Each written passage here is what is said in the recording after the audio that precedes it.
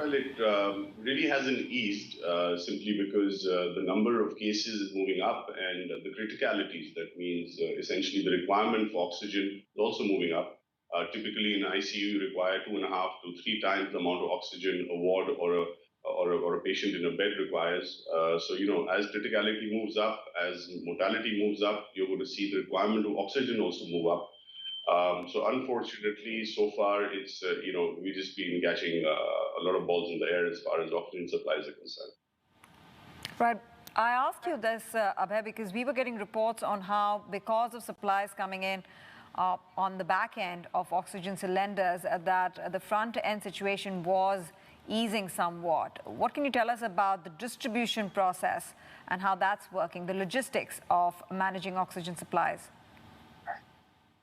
Well, there has been some streamlining of that. But like I said, the number of cases, criticality has been moving up, although the total number of cases has been coming down.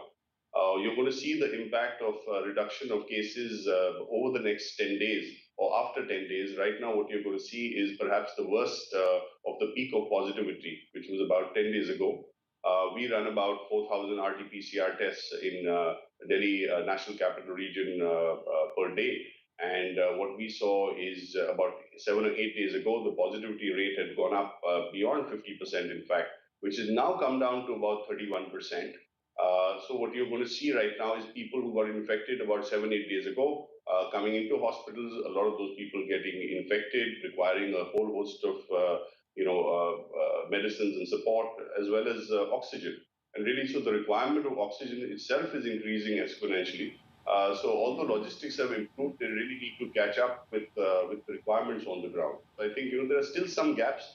Has been some good news on the way, because the courts have also stepped in and the government has streamlined it to some degree. But I certainly hope over the next couple of days, things will come to bear.